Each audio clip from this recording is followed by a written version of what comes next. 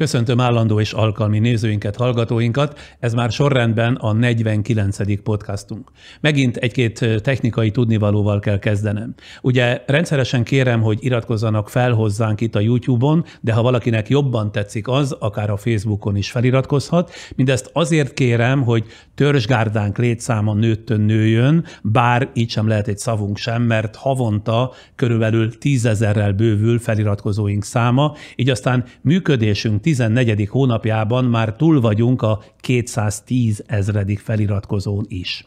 Mellesleg a feliratkozásnak az az önök szempontjából az előnye, hogy aki feliratkozik, az minden alkalommal értesítést is kap, amikor új podcast epizód kerül fel a YouTube, illetve a Facebook oldalunkra. Csak hogy a feliratkozásnál, és ezt, mint kiderült, sokan nem tudják, meg kell nyomni a feliratkozva gomb mellett található kis csengőt is, csak ebben az esetben számíthatnak az értesítésekre. Egyébként a YouTube remek kezdeményezése, hogy legalábbis a mi podcastunk esetében a képernyőnk alatt a tetszik, nem tetszik, megosztásgombok mellé negyedikként bekerült egy új lehetőség, a köszönet kinyilváníthatósága is. Ha rákattintanak erre a negyedikre, tehát a köszönet gombra, a képernyő alatt jobbra, ahogy a YouTube írja, idézem, vásárolj szuper köszönetet, közvetlenül támogatod ezzel a Friderikus Podcast csatornát. És attól függően, hogy önök műsorkészítésünket mennyire hálálják meg, vagy milyen gyakorisággal nézik csatornánk beszélgetéseit, akár 400 forintot, de 1000 forintot, vagy 2000 forintot, maximum pedig 10 000 forintot tudnak küldeni, kifejezetten a műsorkészítés céljára, hálájuk, illetve köszönetük jeleként. Nagyon ötletes támogatási forma, köszönjük a YouTube-nak, de a köszönetüket küldő nézőinknek is. És akkor egy másik dologról is hadd szóljak ezen a helyen.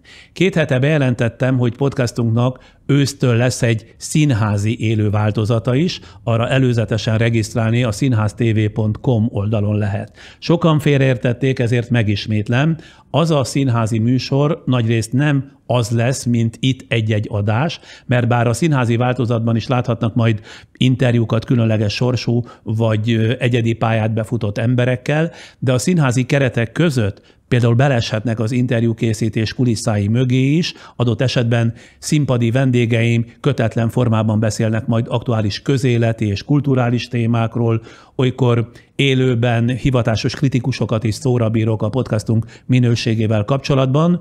Mindemellett találkozhatnak egyes korábbi népszerű vendégeinkkel is, őket a színházban jelenlévő közönség akár még kérdezheti is a saját történetükkel kapcsolatban, esetenként pedig egy előzőleg itt bemutatott podcast vendég élettörténetéből jellemző részleteket színészek is előadnak majd rögtönzött formában, amit aztán tovább boncolgatunk, mindezekre pedig élő zene és némi humor kíséretében számíthatnak. A Friderikus Podcast speciális színház élő műsora évente nem többször, mint 3, legfeljebb 4 alkalommal jelentkezik majd, de hangsúlyozom, ez itt a YouTube-on és a Facebookon nem lesz látható, és külön is kérem, hogy ezzel kapcsolatosan ne nekünk írjanak, mert a színházi élőműsor szervezői nem mi vagyunk, hanem a színháztv.com, ezért aztán csak az ő oldalukon lehet jelentkezni az élőműsor nézőjének.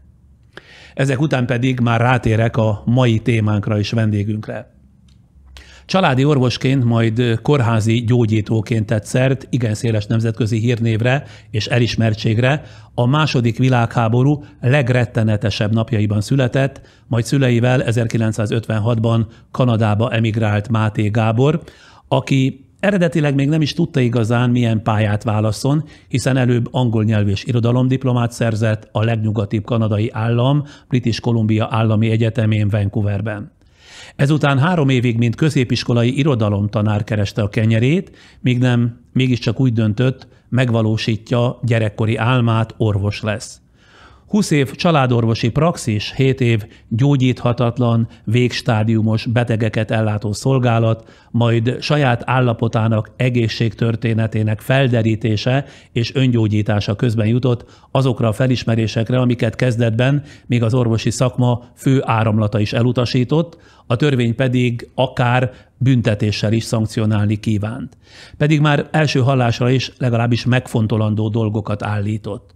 Például azt, hogy felnőttkori karakterünket és a világhoz való viszonyunkat jelentős mértékben nagyjából életünk első 4 évének viszonyai és kapcsolatai alakítják ki, és hogy a függőségeink, legyenek azok bármilyen természetűek, alkoholizmus, kábítószer, munkaszenvedély vagy játék és szexfüggőség, lényegében csak menekülő utak. De főként, hogy a viselkedési és beilleszkedési zavarainkat, a függőségeinket, a traumatikus élményekre adott biológiai válaszainkat a gyógyítók gyakran félreértelmezik, de legalábbis csak tünetileg képesek kezelni. A rendhagyó szemléletét feltáró könyveit az elmúlt évtizedekben szakmai és laikus körökben is rengeteg nyelvre, köztük magyarra is lefordították és bestsellerekké váltak, mint ahogy nyilvános előadásaira is jószerivel alig lehet bejutni. Mai vendégem dr. Máté Gábor, magyar származású kanadai orvos, addiktológus, író és pszichoterapeuta, a függőségek és stresszbetegségek világhírű kutatója.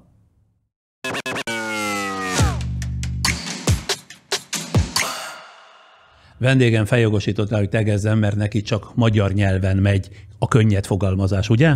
Köszönöm. Én is köszönöm. Mi célból jársz most Budapesten? Volt egy film a munkámról, egy évvel ezelőtt jelent meg az interneten, és ezzel utazunk, most voltunk Törökországba, Bulgáriába, Németországba és Csekiába, én most itt vagyok, hétfőn már utazok tovább. Ha megengeded, ahogy a többi vendégünk esetében is röviden összefoglalom az életrajzodat, azért, hogy legyen a nézőknek, szoktam mondani, viszonyítási pontjuk. Máté Gábor 1944-ben született Budapesten, most 78 éves. Születésekor apja munkaszolgálatos volt, anyja Budapesten bujkált vele, majd átadta a gyereket egy asszonynak, hogy megmentse őt. A felszabadulás követően egyesült Máté Gábor családja, és már együtt 1956-ban Kanadába emigráltak. 2 öccse van, János, aki Kanadában környezetvédelemmel foglalkozott, másik öccse György üzletember volt. Gábor eredetileg angol nyelv és irodalomból a University of British Columbián, Vancouverben szerzett diplomát, de 3 évnyi középiskolai tanítás után orvosi egyetemre jelentkezett, és orvosi diplomát is szerzett 1977-ben. Több mint 20 évig családorvosként dolgozott Kelet-Vancouverben, valamint 7 évig volt a Vancouveri Kórház palliatív ellátási egységének orvoskoordinátora. De dolgozott a Portland Hotel nevű lakó- és ellátóközpontban, ahol a legtöbb páciens valamilyen elmezavarban szenvedett, kábítószerfüggő és vagy HIV fertőzött volt. Munkásságának visszatérő témája a traumafeldolgozás, a függőségek kezelése, a stresszbetegségek, a kötődő nevelés, a figyelemhiányzavar. Véleménye szerint az elme, a tudat, a lélek egészsége nem választható el a test egészségétől, illetve a lelki betegségek okai számos esetben a jelenkor társadalmi körülményeinek számlájára írhatók. Ezen meggyőződéseit műveiben, tudományos kutatások konkrét eredményeivel is alátámasztja. Számos könyvet írt angolul, amik 30 nyelven a világ több tucat országában jelentek meg, magyar nyelven eddig 4 kötetét adták ki, a Testlázadása, a Sóvárgás démona, a Szétszórt elmék és a Család ereje című könyveket. Új kötete 2022. szeptemberében az Egyesült Államokban, október elején pedig tucatnyi nyelven világszerte, köztük magyarul az Open Books kiadásában Normális életek, trauma, betegség és gyógyulás mérgező világunkban címmel jelenik meg. 2 jelentős kitüntetése van, 2011-ben megkapta az Order of Canada, azaz Kanada rendje kitüntetést, amely Kanada legmagasabb polgári díja, 2018-ban állandó lakhelye Vancouver neki adományozta a polgári érdemrendet. Felesége festőművész és gyerekkönyvillusztrátor, vele 52 éve élnek együtt, 3 felnőtt gyereke közül az egyik pszichológus és drámaterapeuta, a másik zeneszerző, dalszövegíró, a harmadik újságíró. Szabadidejében klasszikus zenei lemezeket gyűjtött, illetve úszik, jogázik és biciklivel járja a természetet. Mindent elmondtam. Tulajdonképpen be is fejezhetnénk. Ez az egész, most mehetek haza. Ha minden megfelel a valóságnak, amit felolvastam, mielőtt belemegyünk a részletekbe, támogatunk 5 másodpercre kéri nézőink figyelmét. Activé Fiberség a rostbajnok. activefiberség.com. Tulajdonképpen ezt a veled való mai találkozást párhuzamos szálakon próbálom megvezetni. Egyfelől Szeretném, hogyha a saját életed története is itt-ott beszüremkedne a beszélgetésbe, de párhuzamosan azoknak a felmerülő általános vetületét is megbeszélnénk, mindazzal kapcsolatban, ami a te kutatási területed. Jó? Nagyon jó. Ha belegondolunk, és én belegondoltam, volt időm alaposan belegondolni, hiszen régóta követem könyveiden keresztül a te munkásságodat, életednek első nagyjából 50 évében minden adott volt ahhoz, hogy akár rajongott irodalomtanár, vagy a betegeit szeretett doktora, esetleg végstádiumos betegek, testi-lelki fájdalmaktól az utolsó pillanatig megóvni képes orvos legyél. Mégis miért lázadtál föl mindezen perspektívák ellen, és miért választottál egy újat? Mint tanár voltam 3 évig, ezt élveztem, és elég jó voltam is, de nem éreztem, hogy ez kifejezi azt, ami én vagyok. És már második évenben elhatároztam, hogy na most 5 év múlva lehetek egy tanár, vagy lehetek egy orvos, inkább orvos leszek, és visszatértem az eredeti szándékomra, hogy orvostan tanuljak. Mert mindenképpen korábban orvos akartál lenni, de akkor miért mentél el középiskolai tanárnak? Az angol nyelvet, illetve az irodalmat, a történelmet nagyon tehetségesen tanultam, és nagyon könnyen tanultam, és meg is tudtam tenni, hogy egész évben nem tanulok, de a vizsga előtt egy éjszaka alatt átolvasok 5 könyvet, és akkor megírom a vizsgát, és elég jó eredményt érek el. Ezt tudománnyal, orvostannal nem tudod megtenni. Itt keményen. Az biztos nem. Nem tudom, hogy jól értelmezem-e számos könyvedet, illetve a veled készített interjúk, előadások visszatérő motívumát, nevezetesen, mintha javarészt a saját sorsodnak, karakterednek, döntéseidnek és tévesztéseidnek elemzése lett volna a kiinduló pontja annak, a gyógyító univerzumnak, amit te mára fölépítettél. Ezt jól érzékelem? Nem most, hogy ezt így választottam, de beleszenvedtem. Ahogy egy görög író írta, hogy a Istenek úgy készítettek mi embereket, hogy bele kell szenvednünk az igazságba. És amikor az életem, a sikerem dacára, az életem nem ment olyan simán és boldogan, mint elképzeltem volna, meg kellett kérdeznem, hogy most mi lett itt. És akkor rájöttem, hogy miért van olyan sok baj a házasságomban, miért vagyok depressziós, miért félnek tőlem a gyerekeim. Azért, mert sok traumát hordok magamba, amit fel kell dolgozni. A saját hibáinkat, a saját tévesztéseinket, fogyatékosságainkat azért ugye a legvégső esetben szoktuk beismerni. Téged milyen belső kényszer, vagy milyen belső erő, netán külső hatás vezetett el ahhoz, hogy a saját hibáidat beismerd? Többek között azért, mert van egy házaspárom, aki nem egyezik be abba, hogy én vakon éljem az életemet, és írtam például egy könyvet, az a címe, a Magyarul a test lázadása. A feleségem azt mondta nekem egyszer, hogy barátom, te írtál egy könyvet, test lázadása címmel, na most írja egyet azzal a címmel, hogy a feleség lázadása. Tehát mivel már 55 éve vagyunk kapcsolatban, 52 éves vagyok házaspárok, ebbe a viszonyba fel kellett nőnöm. És erre van szükség, hogy saját magamat is nézem. De mi volt az a pont, ahol felismerted, hogy önmagadat fel kell tárni? Ez egy hosszú folyamat volt, de mondjuk a 40-es éveim vége felé vagy közepén kezdődött. Nem máról hónapra, de akkor kezdődött ez a folyamat.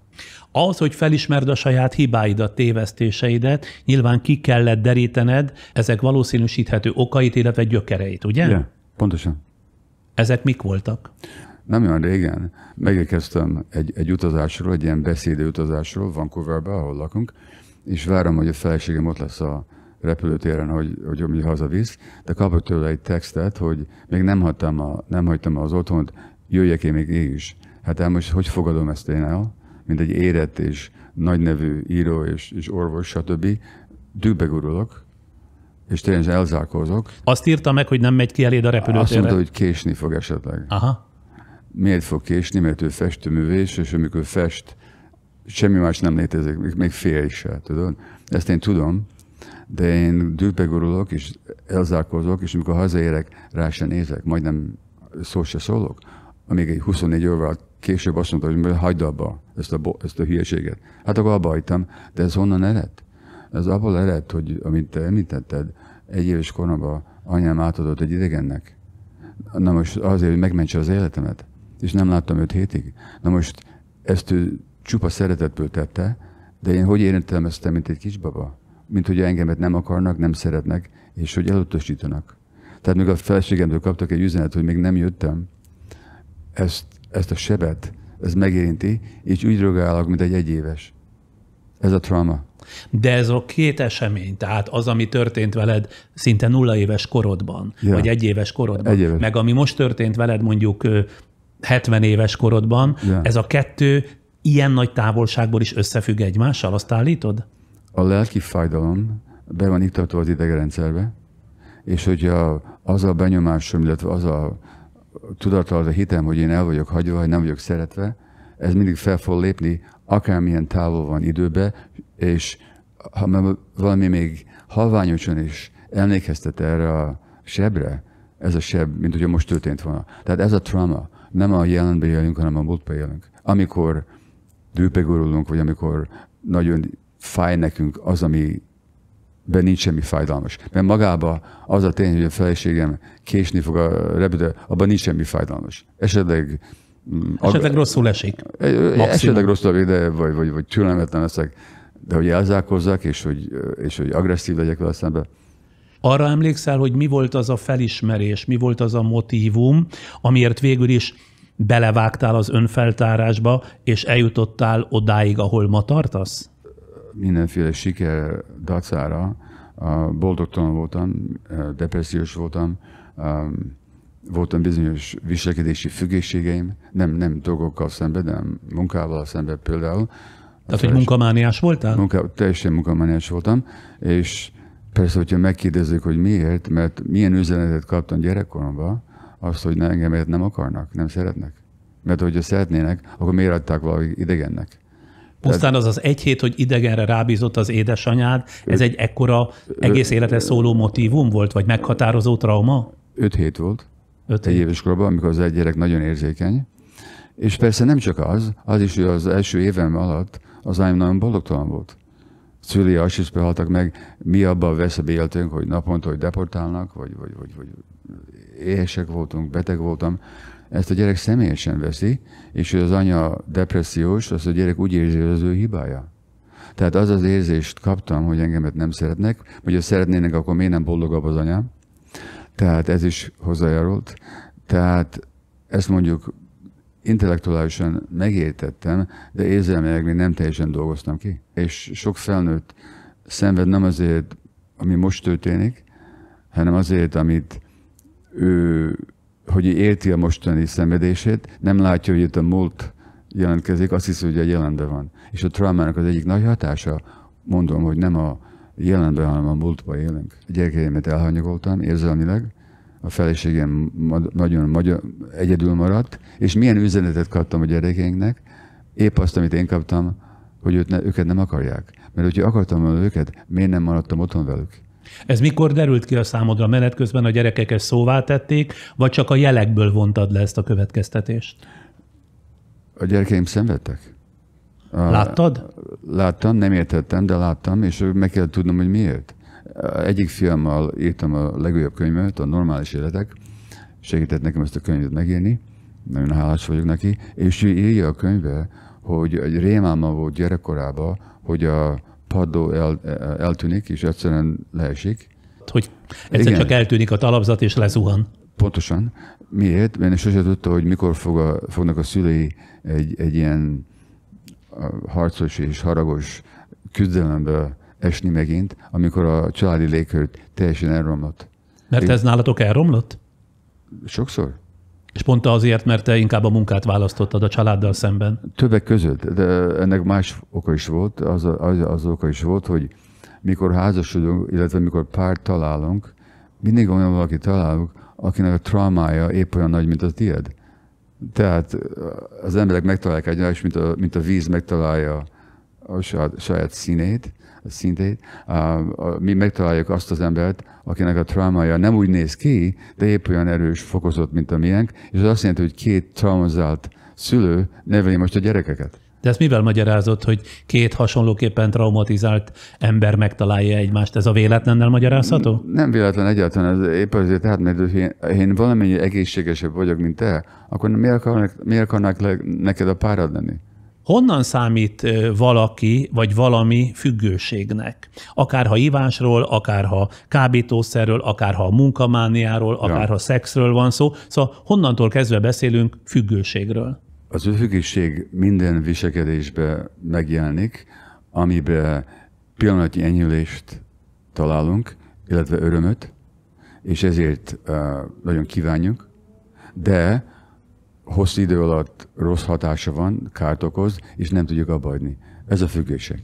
És ha megkérdezzük az emberektől, hogy mi kaptak ettől, nem hogy mi ebből a rossz, amit tisztán látjuk, mi ebből a jó pillanatnyilag, mindig azt mondják, hogy pillanatnyi enyhülést, a stressznek a levonását, a lelki fájdalomnak a kávítását, illetve a függőség nem az első baj az, hogy nincs lelki békénk, hogy érzelmi fájdalomunk van, hogy stressz alatt vagyunk, és ezt a függőség egy pillanatnyi megoldást nyújt. Pillanatnyi. Nekem például a 20-as éveimben kifejezetten volt egy olyan függésem, hogy szerettem egy héten egyszer felönteni a garatra. Nem ilyen négykézlábos részeg voltam, de olyan spicces, jó spicces állapotig ittam magam.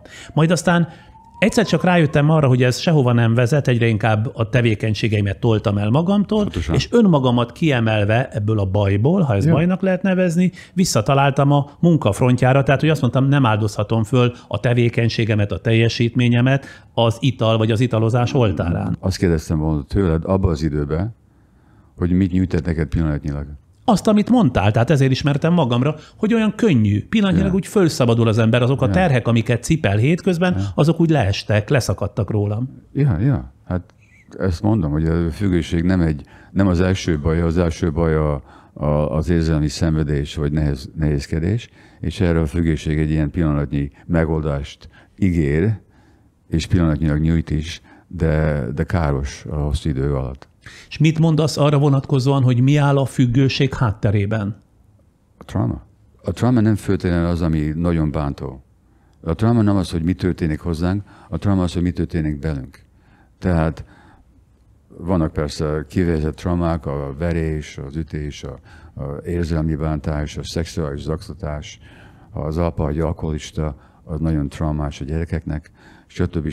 Vagy az anya, stb.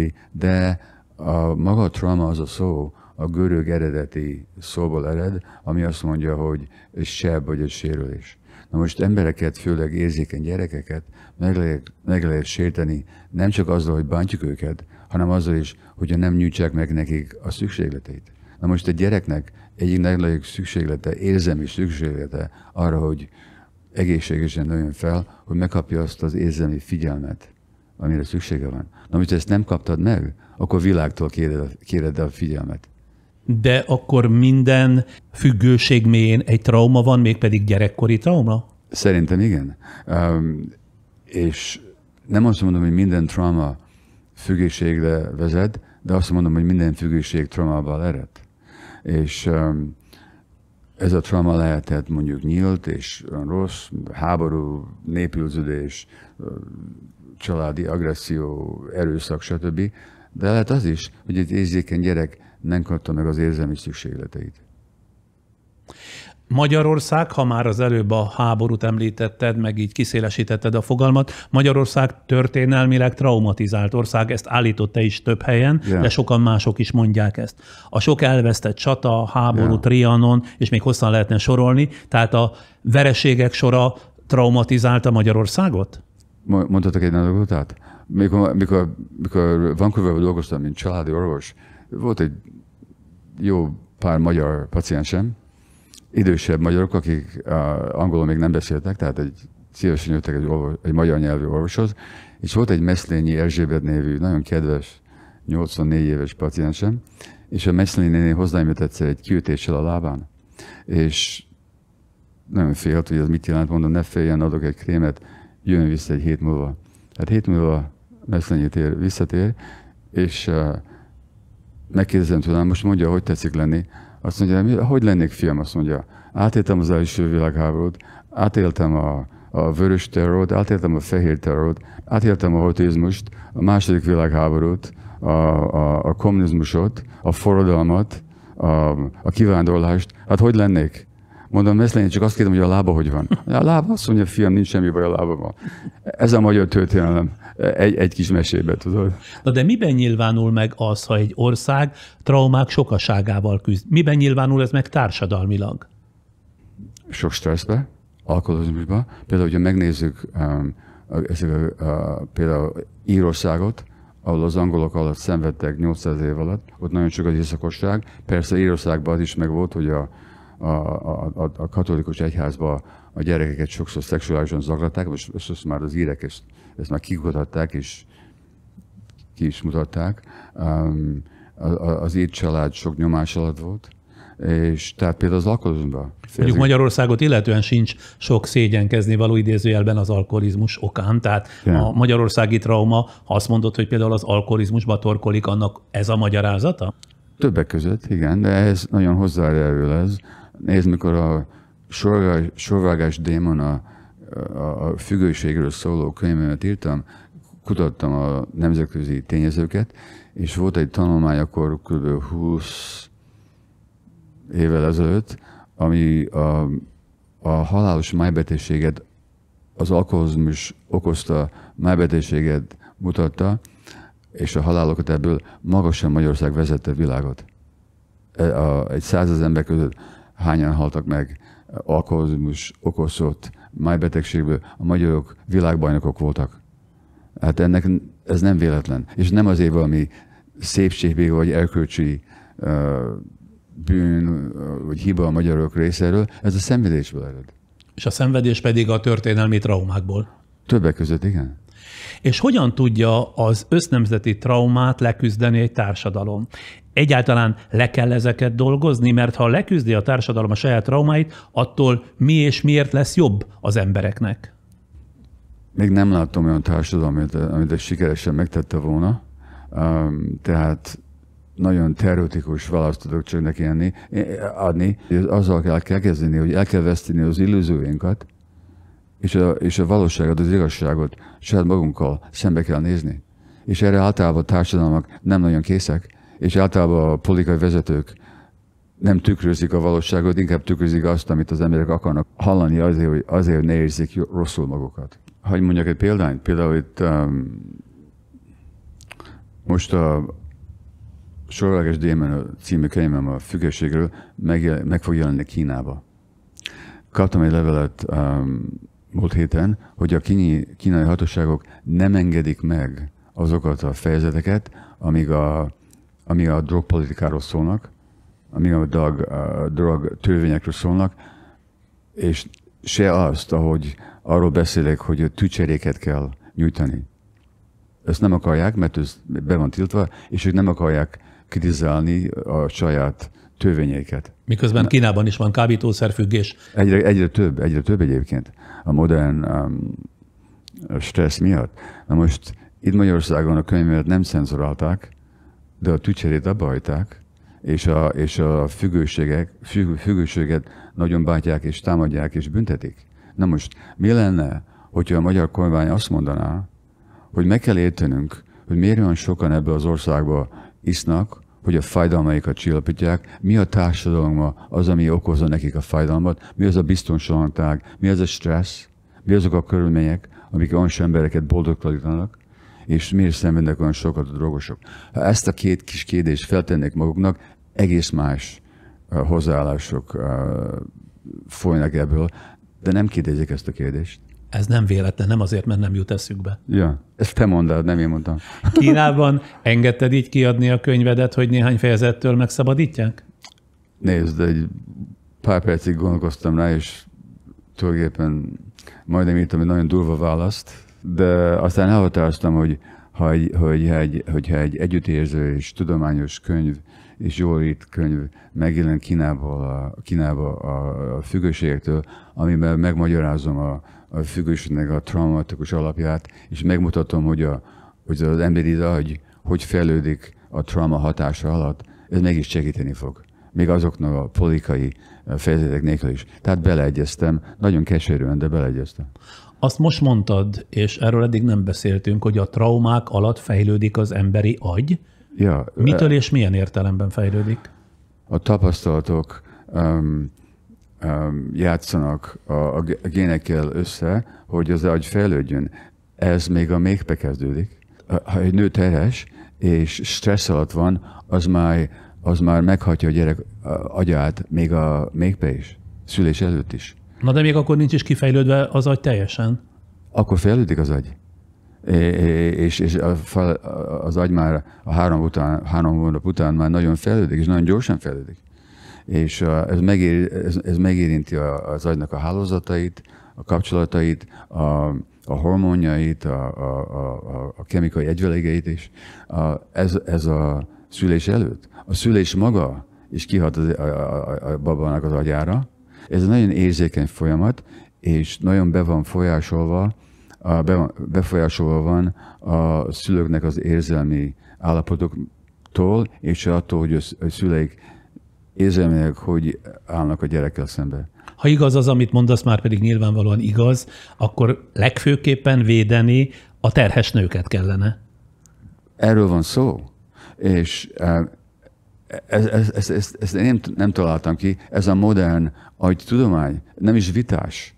Ez már több ezer tudományos kutatásban ki volt mutatva. Na most a könyvedből, valamely könyvedből vettem azt a megállapítást, és ezzel egyel most tovább lépünk, hogy a traumákkal való leszámolás során kikristályosodott számodra az a felismerés, hogy a test és a lélek összefügg, és ezért az orvoslásnak, a gyógyításnak elsősorban az emberek, a betegek érzelmeivel és problémáival kellene foglalkozni. Yeah. Ezt állítod. Ezt egy picit fejtsd ki bővebben, kérlek szépen. A stressznek a nagy kutatója a magyar származású Selye János volt, aki, mint én, Kanadában dolgozott, de évtizedek előtt, mint én. Ő mutatta ki, hogy a stressz a laborban milyen hatással áll a epe fölötti mirigyre, és a immunrendszerre, és a belekre. És a Selye János, aki nem csak nagy tudós volt és orvos volt, hanem egy ilyen humanista is volt, ő azt mondta egyszer, hogy a modern világban a legnagyobb stresszek az érzelmi stresszek, és a legnagyobb stressz pedig az, amikor azt akarunk lenni, akik nem vagyunk. Tehát amikor hamisok vagyunk saját magunkhoz. Ezt mondta a Selye János. Na most 1938-ban volt Harvardon, a Harvard Egyetemben, Amerikában egy magyar származású orvos, Weiss Soma. Ő 38-ban tartott egy előadást orvostanhallgatóknak, amiben azt mondta, hogy a betegségeknek okozásában épp olyan fontosak a lelki és érzelmi tényezők, mint a fizikai, és a kezelésbe is legalább olyan nagy szerepbe kell lépni. Ezt mondta 38-ban. Ez a leckéje megjelent az amerikai orvosi szervezetnek a magazinjába, de mint hogy nem is mondta volna soha. Senki nem is törődött vele. Senki nem törődött vele. Annak dacára még mindig dicsérik a nevét. Kanadában kimutatták, hogy azok a férfik, akik szexuálisan bántva voltak gyerekkorukban, a szívbetegség esedéke felmegy 3-szor. Nem azért, mert isznak, vagy cigarettát szívnak, a trauma miatt. Egy másik kutatás kimutatta Amerikába, hogy minél több rasszista bántást egy amerikai fekete nő tapasztal, annál inkább felmegy az aszmának az esedéke. Tehát asztmás lesz. Légzőszervi betegsége keletkezik. Én ezt láttam a saját családi praxisomban és a kórházban is, és sok tudományos kutatás kimutatja, hogy nem lehet elvágni a léleket a testtől. Ez egy egység, és ami történik érzelmileg, az kihat ránk fizikailag is. Tehát mikor mész egy orvoshoz a fejfájásoddal, vagy a szívbetegségeddel, vagy a daganatoddal, vagy az autoimmunbetegségeddel, legtöbb esetben nem elég, hogyha a fizikai részével foglalkoznak, ami fontos, és ami téren persze az orvostudomány csodálatos lépéseket tett, és csodákat értek el, de oda kell figyelni a dolgok érzelmi részéhez is, és ezt, mint orvosok nem tesszük. De akkor, ha jól értem, Selye János és Weiss Soma nyomán az ő gondolatai jelentették a kulcsot a te számodra is ahhoz, hogy kapcsolatot keressél az élettörténetek lelki aspektusai és az ezek nyomán kialakuló testi bajok, illetve testi tünetek között, ugye? Ennél szomorúbb a helyzet, mert orvostan hallgató, mint orvostan hallgató, sose hallottam a Shelleyről, se a Semmelweisről. És először magamnak kellett észrevenni ezeket a kapcsolatokat, és akkor kezdtem a kutatást, és csak utána fedeztem fel, ja igen, itt volt a Shelley, itt volt a Semmelweis, itt voltak sokan, még a 19. században is, 20. században, akik még kimutatták, és ekkor jöttem rá, hogy voltak ezek a úttörők, akik erre már rég rájöttek, csak valahogy ez a tudás elveszett. De hogyan lehetne ezt a gyakorlatban kivitelezni? Mármint azt, hogy az orvosoknak, ha adott egy testi baj, amivel a beteg felkeresi őket, elkezdjenek az orvosok kutakodni az illető lelki bajai iránt. Tehát hogyan lehetne ezt társadalmi, pláne társadalmi méretekben megvalósítani? Hát erre se idő, se kapacitás, se figyelem. Szóval annál az orvoslás sokkal futószalagszerűbb, semmint hogy a lelki vetületeivel törődne a betegnek. Ezt nekem senki sem tanította, nekem ki kellett fejleszteni saját magamnak, de megtettem a pacienssel, mikor ezekre a dolgokra rájöttem, elkezdtem beszélni. És például vegyük egy betegséget, a szklerózis multiplex. Az ő felfedezője egy francia orvos volt, a Jean-Marie Charcot, aki a 19. században működött, és ő akkor mondta, hogy ez a betegség a gyásznak és a hosszú idő alatti stressznak az eredménye. Ezt ő látta.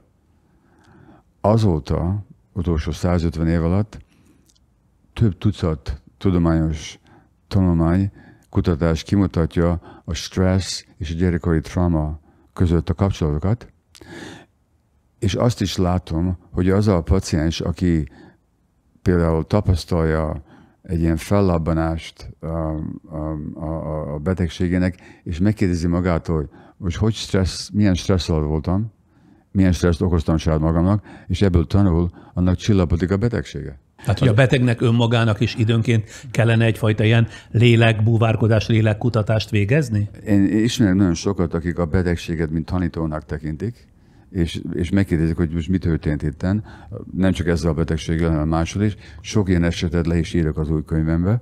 De mi lenne, hogyha mész az orvoshoz mondjuk egy bénassággal, vagy egy bizseregnek a kezeid, vagy gyenge vagy nem látsz a szklerózis multiplex miatt, megadnák a fizikai segítséget, az orvosságot, amire szükséged van, de aztán azt mondanák, most mikor már jobban érzem magát, legyen szíves, jöjjön vissza, beszélj meg az életét.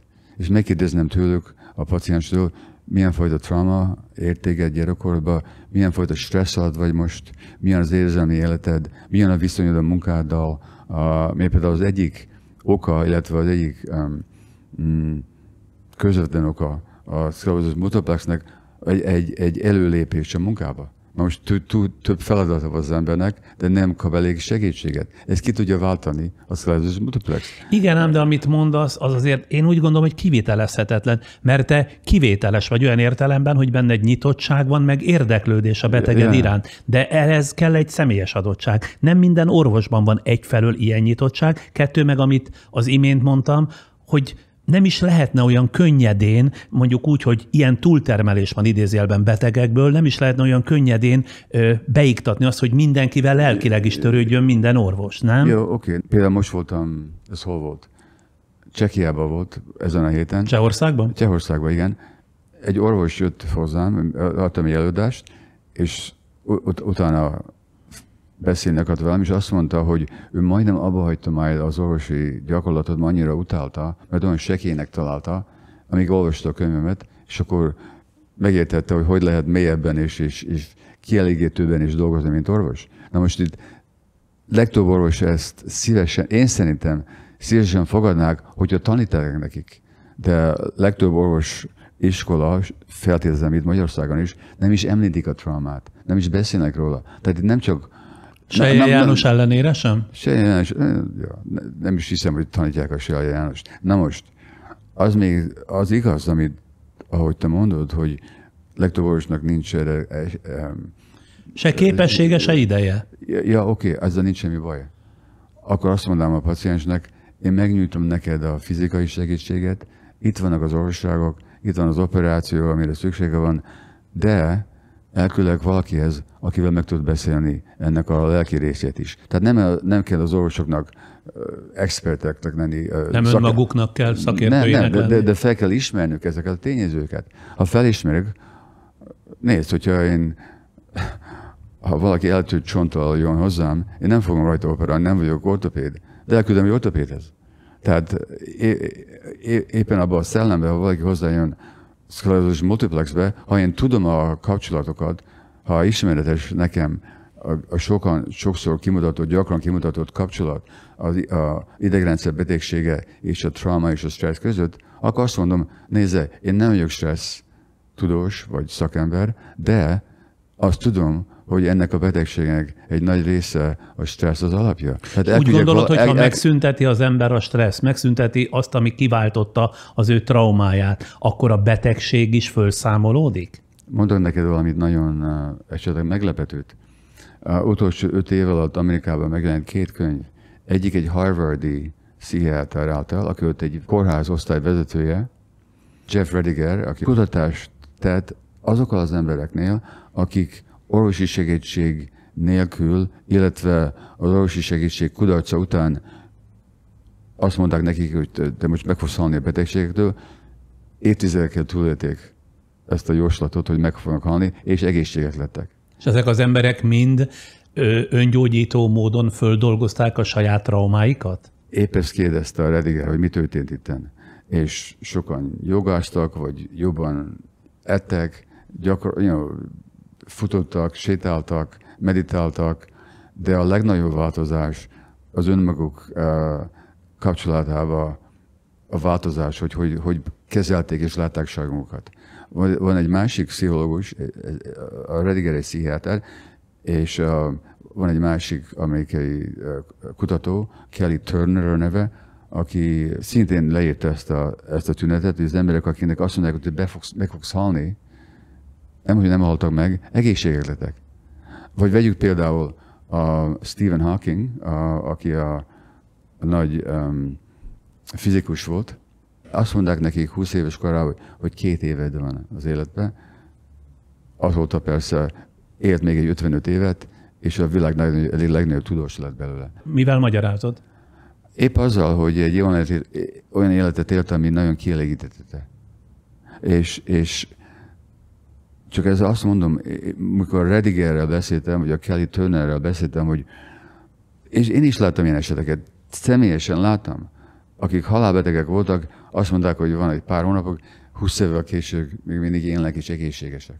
És ezt te mind a lelki folyamatokkal, illetve a lelki traumák megfejtésével magyarázod? Ennek mindig egy nagy része volt. És amikor a Redigertől megkérdeztem, hogy mi itt a titok, azt mondta, hogy a legnagyobb változás a saját magukkal kapcsolatban történt. És tehát vannak ilyen esetek. Most nem ígérek, hogy mindenkinek a csoda. Ezt akarom kérdezni, hogy ha ez így lenne, akkor tulajdonképpen mindenki a végtelenségig élne, nem? Tehát azért mondom, hogyha egy reumatikus gyulladásod van, vagy egy migrén felfájásod van, vagy egy bélgyulladásod van, kérdezd meg magadtól, hogy stresszelem magamat? Milyen sokat vállalok, ami nekem túl sok? Mi ellen lázad a testem? Ezért innen jön a könyvnek a címe. Tehát azok, akik ezek a kérdéseket felteszik maguknak, sokszor, nem mindig, enyhül a betegségük, és az életük sokkal jobb lesz. Hát egyfelől már a kérdést megfogalmazni is szerintem sok embernek akadályt jelent. De választ találni rá külső segítség nélkül különösen nehéz lehet. Ez teljesen igaz.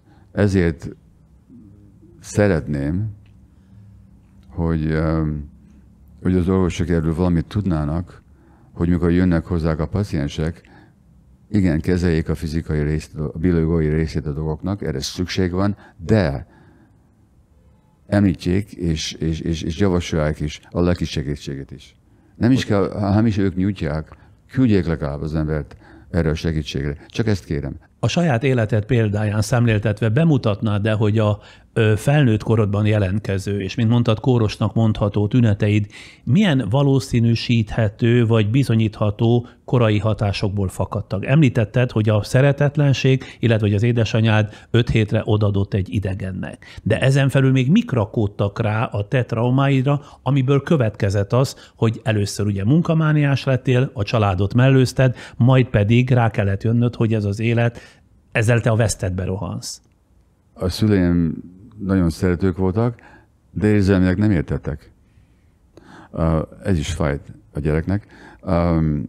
Amellett az anyám egy nagyon traumatizált valaki volt, akinek a szülei auschwitzba pusztultak el, és erről a gyászról sose beszélt. De én éreztem benne a gyászt, és gyerekkorban, amikor a szüleink szenvednek, mi személyesen veszünk, hogy ez miattünk van. De egy kisgyerek ezt honnan tudja? Ezt legfeljebb csak érzi? Tudat alatt érzi. Elmondok egy tapasztalatomat, kicsit furcsának fog tűnni esetleg a közönségednek, de elmondom mégis. 5-6 évvel ezelőtt egy terapista ágyán feküdtem, és én néha pszichedelikus módokkal dolgozok, mint gyógyító, és saját magamnak is. Egy ilyen pszichedelikus gombát szedtem, ami kutatás alatt már ki van mutatva, hogy nagyon segítséges lehet bizonyos dolgokba. Beszedtem a gombát, ott feküdtem, a terapista egy nő volt, 50-es éveiben volt. Én teljesen tiszta voltam abban, hogy tisztán láttam, hogy az én nevem Máté Gábor, 70 éves vagyok, 72 éves vagyok, orvos vagyok, író vagyok, stb. Tehát nem halucináltam egyáltalán, de amellett úgy éreztem magam, mint egy 1 éves kis baba, és ez a nő az anyám. És elkezdtem sírni. És azt mondta neki, hogy bocsánat kérek, hogy ilyen nehéznek tettem az életedet. Hogy ennyire megnehezítetted az életedet. Mert az én hibám, mint 1 éves, úgy éreztem, hogy az anyám szenvedése az én hibám, ezt a gyerekek így fogják fel tudat alatt. Mivel magyarázod ennek a kitörésnek a okát? Tehát ez a gombák hatása volt? A pszichedelikus szerek általában felnyissák a tudatalani életünket, és élményeket, és érzéseinket. Általában védjük ezekkel szemben magunkat, a munkával, a viszonyokkal, a televízióval, sporttal, stb. De amikor a pszichedelikus szeded, ha jó körülmények között teszed, nem csak akármikor, akárkivel, akkor feltárja, mi van a tudat alatt benned, és bennem volt ez a bűnérzés, hogy az én anyám szenvedését okoztam. És mit old meg egy ilyen terápia? Miért jársz ilyenre? Én magam is vezettem ilyen visszavonulásokat, ilyen szerekkel.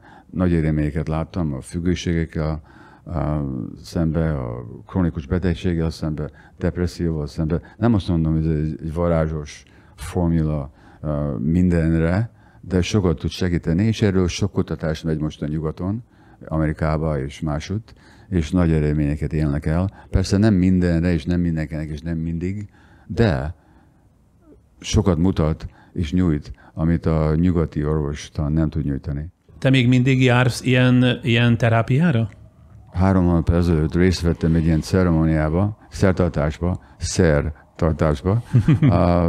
egy csomó 15-16 Kennedy benszülött vezetőkkel, akiknek olyan sok szenvedést érte, olyan bántották őket. Ezek kanadai benszülöttek. Igen, borzalmasak a helyzetük. Amikor a függőségekkel foglalkoztam, 30%-a a paciensemnek benszülöttek voltak, 4%-a a Kennedy lakosságnak.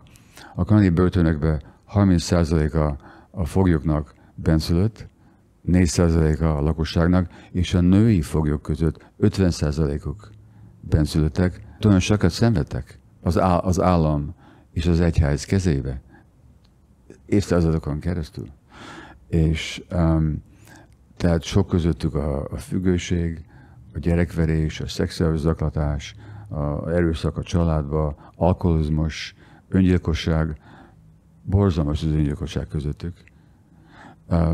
És ők gyógyulást akarnak hozni a közösségükhöz, ezek ilyen vezetők, de úgy gondolták, hogy mielőtt gyógyulást hozunk a társainknak, nekünk kell gyógyulni. Tehát ezzel részt vettem, és én is szedtem velük a szeret, és nagy hatása volt rám megint. Nem azért mentem oda a terápia miatt, azért mentem, hogy őket támogassam. De van hatása? Tehát úgy látták? Rajtuk nagy hatása volt. És van is. És ezt már sokszor láttam. Nem javaslom mindenkinek, és nem javaslom senkinek, hogy ezt segítség és képes vezetés nélkül tennék, de hogyha jó környezetben történik, sokat tud elérni. Nem mindenkinek helyes, és javaslom. De kell hozzá feltétlenül egy szakember, aki ezt irányítja. Ja, és emellett, hogyha például szkizofréniával szenvedsz, vagy mániád volt, akkor ne tegyed, tudod? De sok embernek sok segítséget tud nyújtani. De amit az előbb kérdeztem, izgalmas lehetett tulajdonképpen az a nyomozási folyamat, aminek során eljutottál a problémák gyökeréig, mivel az ilyen önfeltárási folyamatok talán a legtöbb ilyen lelki teherrel járó folyamatok. Megkérdezem, hogy miket éltél át közben? Annyi összefolyik emlékezem, hogy nem is tudom megmondani pontosan, hogy milyen fázisokon mentem keresztül, csak azt tudom, hogy 2 lépés előre, 1 lépés hátra. És így ment nekem is. Tettem 2 éves levőre, és aztán visszaestem, és akkor megint. És az egyik legnagyobb indok nekem a saját kutatásommal és a javulásról, a gyógyulásról épp az volt, hogy láttam a gyerekének a szenvedését. És láttam, be kellett látnom, hogy ez a szenvedésnek nagy részben én voltam az oka. Nézd, egy szülőnek a legnagyobb fájdalma a gyerekének a fájdalma. Tehát ez nekem nagy inger volt arra, hogy gyógyuljak valahogy. Akkoriban te úgy ítélted meg magad, hogy rossz apa voltál? Rossz mondjuk nem az a szó, amit használnak. De azt mondanám, hogy egy vak apa voltam, aki nem látta, hogy mit tesz a gyerekével, és hogy mennyire behatása van ennek a gyerekekre. Elmondok egy nem nagyon dicsőítő eseményt, mikor 36 éves voltam, első fiam 3 éves volt, születésnapi vacsora volt a szüleimnél, anyám magyar vacsorát készített, bablevest és rántott csirkét és dobostortát. Ott voltak az öccseim, a feleségükkel, a szüleim és a 3 éves gyerekem, és a fiam, akivel most írtam ezt a könyvet, egyszerűen kifejezte, hogy én nem fogok énekelni happy birthday-t, happy születésnapod. Hogy reagáltam én? Hát akkor nem kapsz tortát. De mégsem éneklek. Ezzel kezdődött. Azzal végeződött, hogy megütöttem. Mikor hazaértünk, akkor persze már benőtt a fejem lágyam egy kicsit, és bocsánat kértem tőle, és mondtam, hogy nyugodtan együtt meg a tortát. De miért tettem ezt? Mert kívántam a gyerekemtől, hogy szeressen engem. Miért? Mert bennem volt ez a szeretet hiány. Ez a hit, hogy én nem vagyok szeretetem méltő. Tehát 3 éves gyerektől követeltem, hogy ő bizonyossa meg nekem, hogy szeretetem méltó vagyok. Amikor ezt nem volt hajlandó megtenni, megbüntettem őt. Így voltam, mint apa. Annak dacára, hogy szerettem őket, játszottam velük, mindent megtettem nekik, de érzelmileg sokszor nem voltam ott, és nagyon dühbe gurultam sokszor. Hány éves korodban eszméltél rá önmagadra? Még mindig eszmélek magamra. Jó, de hogy az úgy nem folytatható. 40-es éveim közepén nem az, hogy hiszen felébredtem, hogy itt az igazság. Nem így volt nekem. Ez egy folyamat volt. Lassú és sokszor fájdalmas folyamat volt. De mindig nagyon érdemes és szükséges folyamat. Kedvezőtlen hatások persze nem csak a háború borzalmai közepette érhetik ugye a gyereket, bár ez mostanában éppen itt a közelünkben, mintha megint szokásba jönne. Yeah. A családi légkör, ahogy mondod, a nevelés módszerei, akár mondjuk a legáltalánosabbak, vagy a legártatlanabbnak tűnő módszerek is a legnagyobb békeidőben is képesek deformálni a személyiséget. Felsorolnád-e azokat a közkeletű következményeket, amiket a társadalom, a szülők, az iskolák mind nevelési problémát azonosítanak és kísérelnek meg kezelni, esetleg hibásan?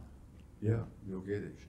Magyarországon, mikor gyerek voltam az 50-es években, és jártam az iskolába, így kellett ülni az osztályba, a kezünkkel a hátunk mögött, mikor a tanár bejött, akkor fel kellett állni mindenkinek. Kukot sem szabadott szólni, és egy ilyen represszió alatt éltünk politikailag is. ezt nekem senki sem mondta. Én egy nagyon kis komcsi voltam, kis gyerek, lelkesen ugrottam fel a talpalmra, amikor az igazgató megemlítette a Rákosit vagy a pártot, éljen a Rákosi, éljen a párt. Nagyon lelkes hívő voltam, de ezzel szemben ezt az elnyomást éreztem, és persze, amikor a forradalom kitört, akkor a hályog leesett a szememből, és akkor láttam, hogy mi volt itt, de csak akkor ébredtem fel.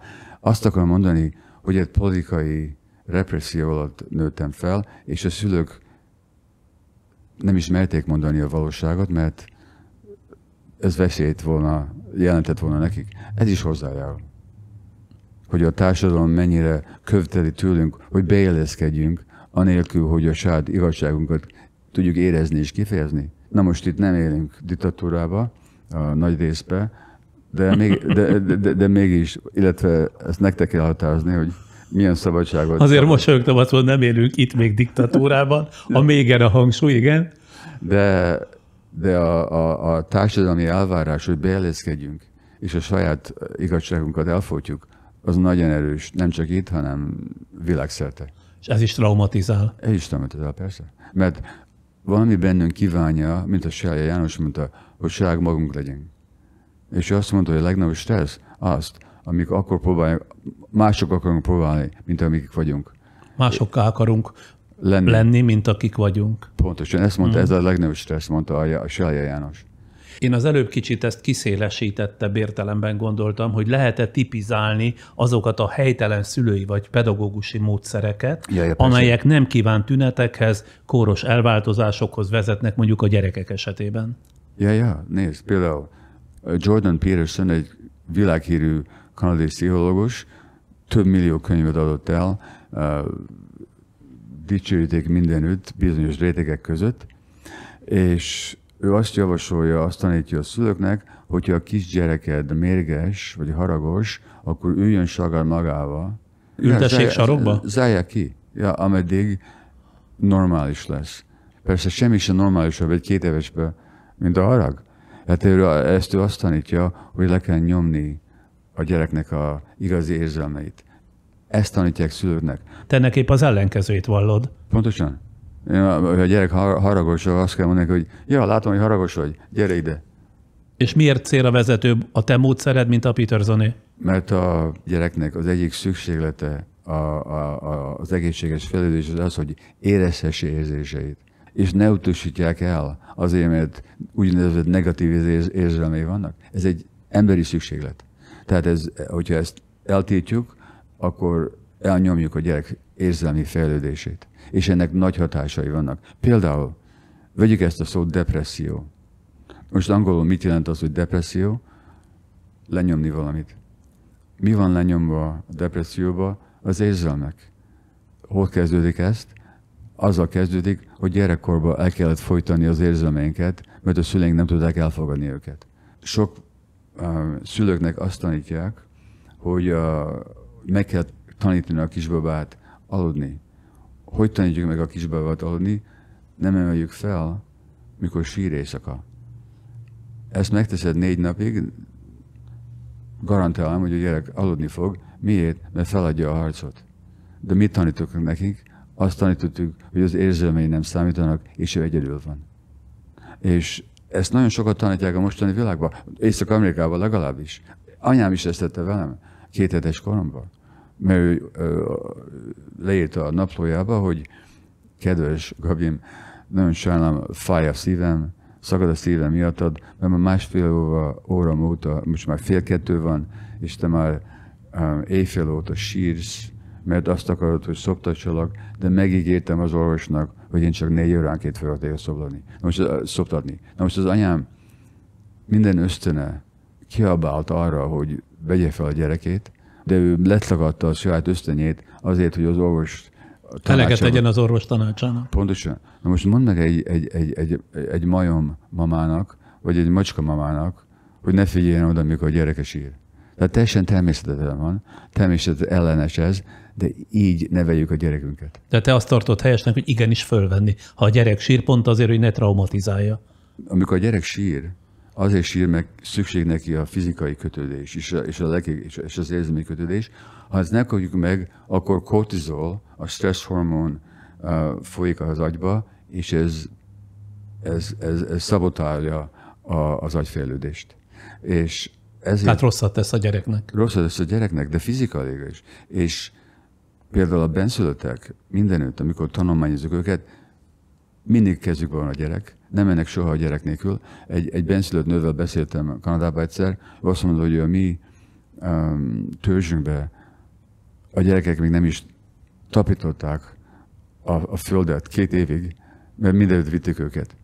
És ez világszerte így van. Így fejlődtünk, mint emberek, mint homo sapiens. Így fejlődtünk. Ez a szükségletünk. A mai világ ezt megtagadja. Sok gyereket, a szülők szeretik a gyerekeket, mindent megtennek, de hogyha így nevelik, bánják a gyereket. Anélkül, hogy akarnák volna. Ami az eredményeket illeti, te hogy látod, a pedagógia, a pszichológia vagy a pszichiátria egyre kifinomultabb módszerekkel és egyre nagyobb precizitással képes felismerni azokat a jelenségeket, amiket maga a társadalom is a normalitástól eltérőnek, nem kívánatosnak, adott esetben büntetendőnek, kirekesztendőnek tekint? Szóval a kérdés az, hogy mennyiből látja be és halad ebbe az orvostudomány, vagy a pszichiátria, a pszichológia. Sajnos nem sokat. Mert általában a pszichiáterek nem tanulnak semmit az igazi gyerekkori traumáról, vagy nagyon csekélyt tanulnak. Az általános orvos sosem nem is hall erről semmit az iskolában.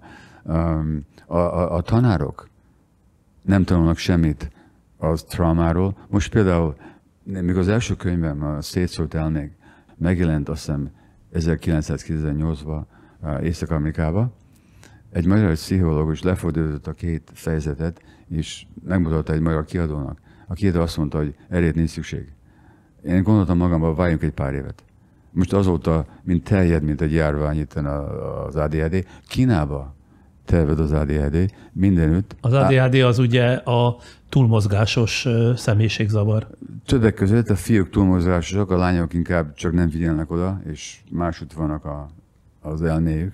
Az orvosok főleg úgy néznek rá, mint ez egy biológiai baj, valami hiány az agyba, de amikor megnézzük, hogy ez honnan milyenek a forrása, ha megnézed az én életemet, az első évemet nagy stressz alatt éltem, ez egy védelem volt. De ez bele volt itatva az agyamba. Tehát nem egy betegséget örököltem, hanem így éltem túl az akkori stresszet. De most ez a legtöbb orvos és a legtöbb pszichiáter ezt nem látja be. Azt hiszik, hogy egy fizikai betegséggel dolgoznak. Itt van az orvosság. Miért terjedik ez a világba? Azért, mert sok szülők a világ szerte sokkal több stressz alatt élnek.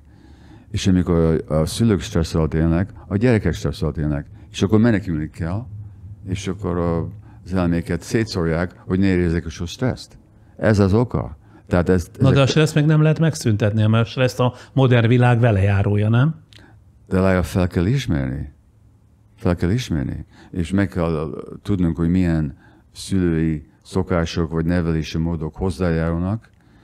Például a tanárok főleg azzal foglalkoznak, hogy milyen a gyereknek a viselkedése. De ez nem az igazi lényünk. Ezt viseljük. Ezt mutatjuk kívülről. De mi van belül? Belül van a lelki fájdalom, a stressz. Na mi lenne, hogyha a gyereknek a viselkedését nem mint büntető tényezőnek lássuk, hanem úgy, mint ezzel a gyerek kifejezi a lelki fájdalmát, a frusztrációt, ami benne van. Egész másképpen kezelnénk őket, egész másképpen állnánk hozzájuk. De ezt nem látjuk be, ezt a tanárok sose tanulják, és csak a viselkedéssel foglalkozunk. Nem mindenkiről beszélek, vannak nagyon szép kivételek az orvosok, a pszichológusok, a pszichiáterek, a tanárok között, de általában így van. Tehát akkor te azt mondod, és úgy látod a mindennapok gyakorlatát, hogy újra kéne gombolni ezt az egész kabátot, és teljesen máshonnan kellene elkezdeni a gondolkodást mindezekről? Teljesen. Azzal kell kezdeni, hogy mik az embereknek a szükségletei, és főleg mi a kisgyerekeknek a szükségletei. Ez az alapja. Egy külön kérdés az, már egy új mesdjét nyitva, hogy vajon mit kezdjen a társadalom a bűnelkövetőkkel, ha az derül ki, hogy maga a bűnelkövető is traumatizált személy. Ezt az egyik könyvedben vetett föl, és én ezt egy nagyon fontos gondolatnak tartottam, mert ugye az nem kérdés, hogy meg kell védeni a társadalmat az erőszaktevőktől, Pontosan. de hogyan védhetjük meg a leghatásosabban? Együttérzéssel, vagy csak büntető gyűlölettel, azaz tekintet nélkül arra, hogy miféle korábbi traumák nyomán lett az illető bűnelkövető? Szóval először is a kutatás minden kételj nélkül kimutatja, hogy az erőszakos foglyok majdnem 100%-ban borzalmasan traumatizálódtak gyerekkorban. Na most ez nem azt jelenti, hogy megengedjük az erőszakot, tehát börtönbe tesszük őket, de mi történik ott a börtönben? Csak büntetjük őket, vagy segítenek nekik, hogy megérezzék és átdolgozzák a traumájukat, amíg az erőszakot okozták? Tehát én nem arról van szó, hogy védjük a társadalmat, nem. Persze, hogy védni kell a társadalmat, de most nagy részben a világ szerte csak büntetjük őket.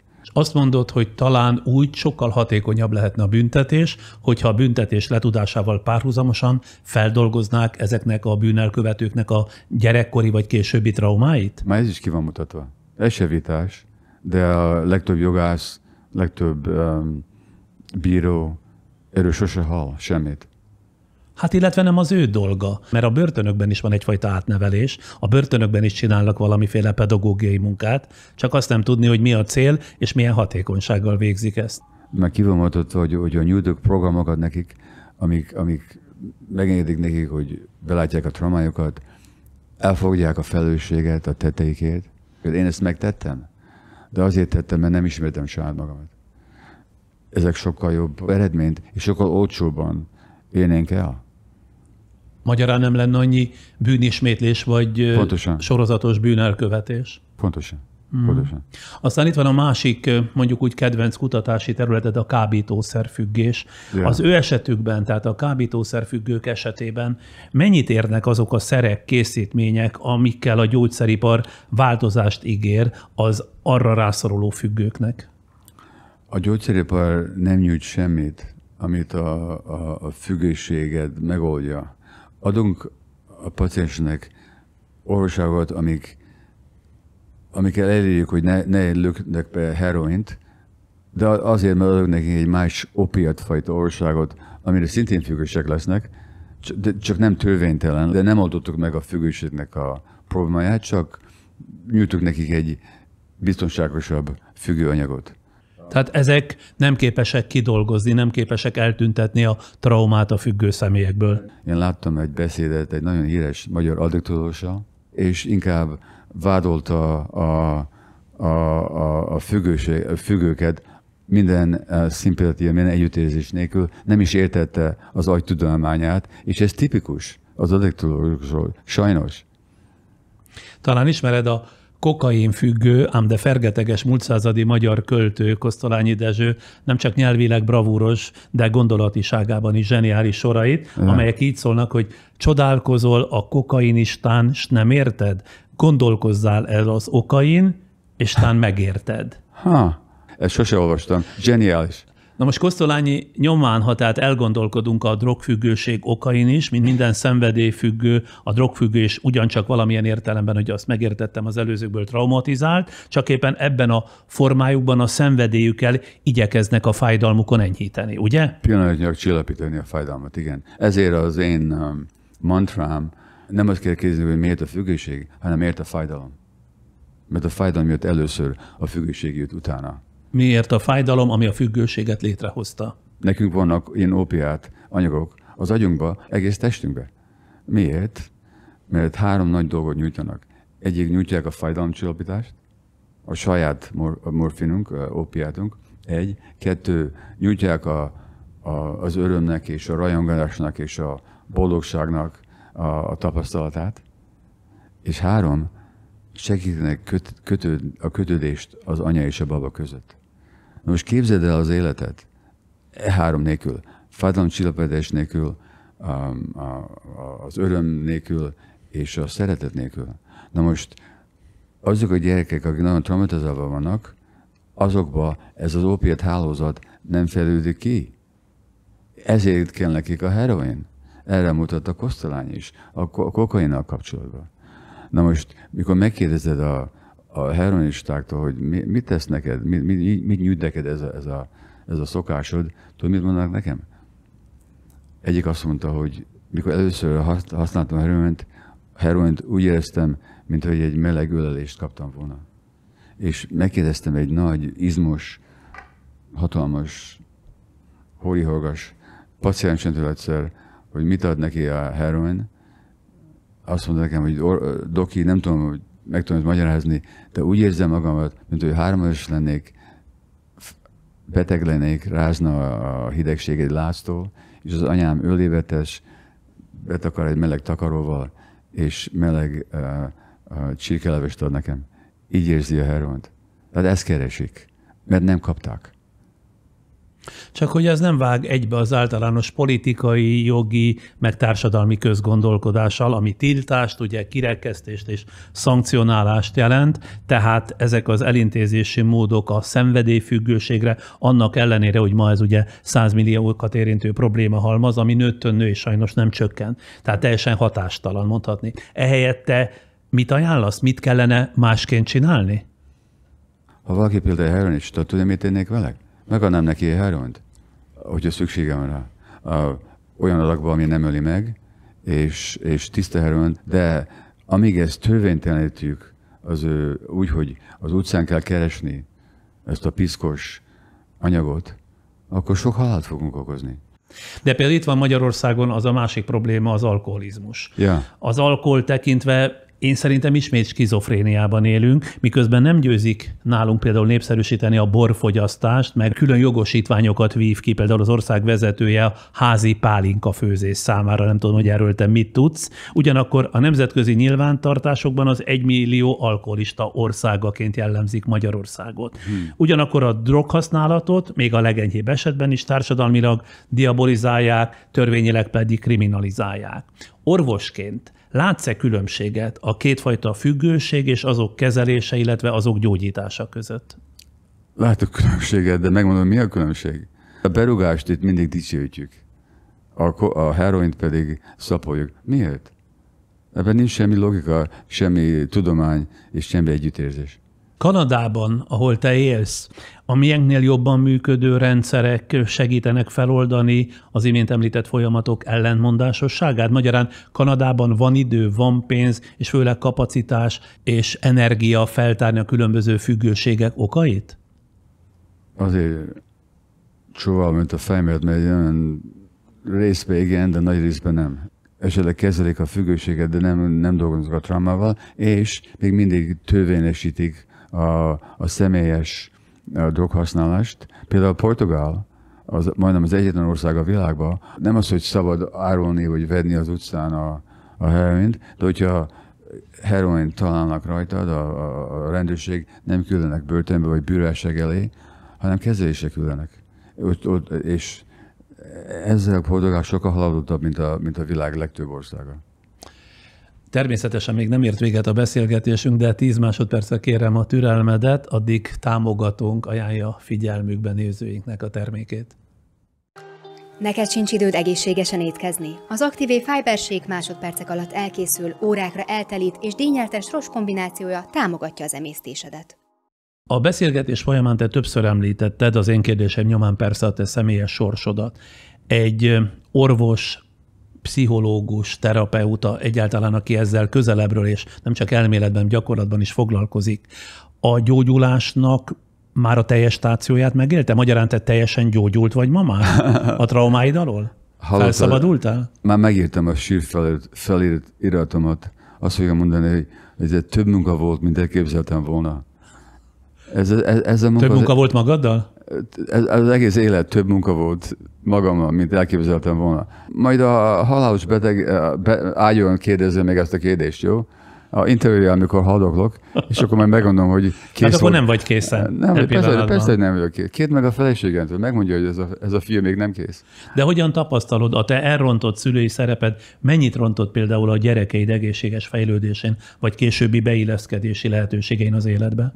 Minden gyerekem küzdött a depresszióval, a fiam zavarral, a személyi viszonyokba, a kapcsolataikkal, ezek küzdöttek. mindannyian sokkal jobban vannak mostan, sokkal sikeresebbek, de nekik is ez egy folyamat, aminek folytatódni kell. És ebben a te segítségeddel vesznek részt mind a mai napig, vagy pedig külső szakembereket vontatok be?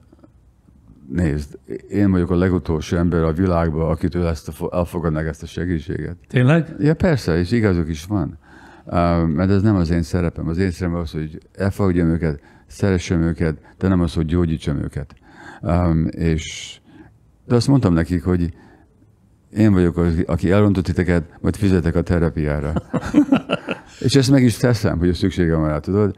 Ha valaki felnőttként úgy érzi, és ez már általában mondjuk a hallgatóság felé szól, neki szüksége lenne egy ilyen korrigáló beavatkozásra, milyen terápiára számítson az illető, és mi az ő feladata ebben a folyamatban?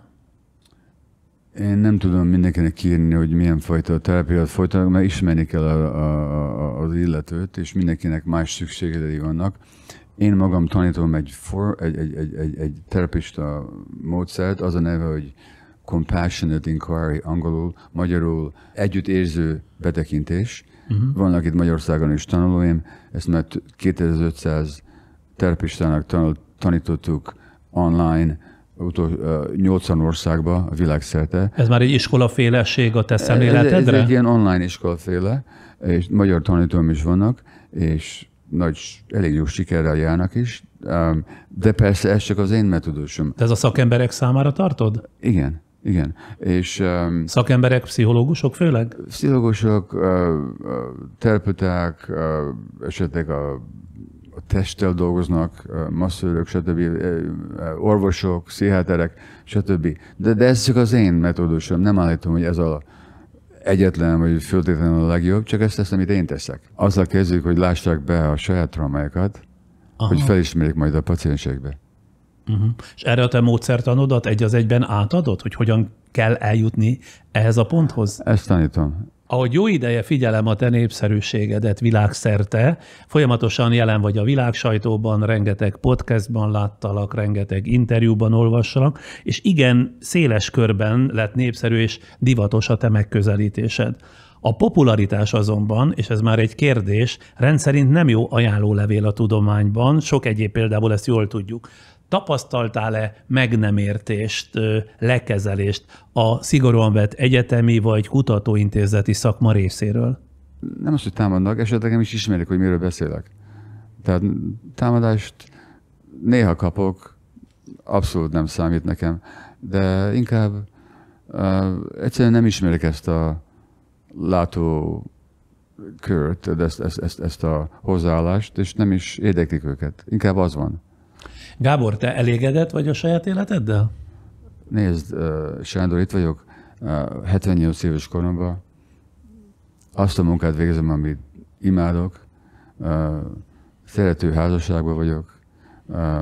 Elfogadom saját magamat nagy részbe, de sokkal nyugodtabb vagyok lelkileg, mint valaha voltam. Hálás vagyok, igazi hálás vagyok. Nem is tudtam, hogy mi az a hála. A legtöbb évtized az életemben nem tudtam, hogy mi az a hála az életnek, de most már tudom.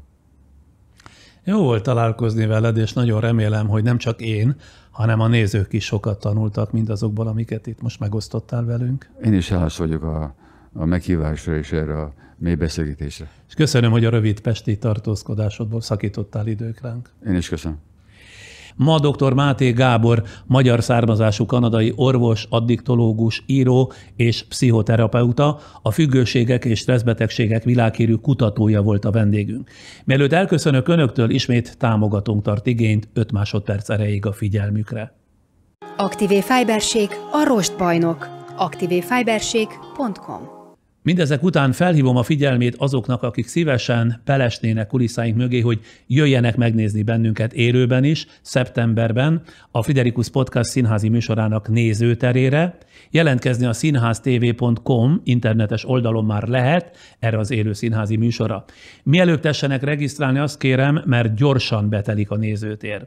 És azt is kérem, hogy ne felejtsék el használni a YouTube-on a képernyő alatt található köszönet gombot, ha elnyerte tetszésüket, például ez a most látott, hallott, vagy bármelyik korábbi podcastunk. És akkor a jövő héten kedden, szerdán és csütörtökön ismét felteszünk a YouTube-ra is és a Facebookra is néhányat korábbi televíziós munkáim közül, de már fent van nem kevesebb, mint 58 archívanyag, például egy beszélgetés a feledhetetlen színművésszel, Garas Dezsővel, vagy a világhírű divattervezővel, Givenchy úrral, a nemrégiben elhunyt fenomenális táncművésszel, Markó Ivánnal, ráadásul 2 egykori beszélgetésemet is láthatják vele, aztán a kitűnő színésznővel, Udvaros Dorottyával, de például megtalálják a sorozatban a Hitler keresztfiával, a Martin Bormannnal készült egykori interjúmat is. Hasonlóképpen az Én mozim című műsorom néhány filmje is újra látható, példaértékű hétköznapi hősökkel, vagy az Álinterjú sorozat néhány örökbecsű darabját is újra meg tudják nézni, amikor tudják, egy áriporter átver hírességeket. Mivel az újszülötteknek minden vicc új, nekik különösen ajánlom az archív sorozatunkat, de régebbi követőimnek pedig mondjuk nosztalgia gyanánt. Mára ennyi volt, kérem kövessenek, iratkozzanak fel, és akkor itt leszek, itt leszünk legközelebb is.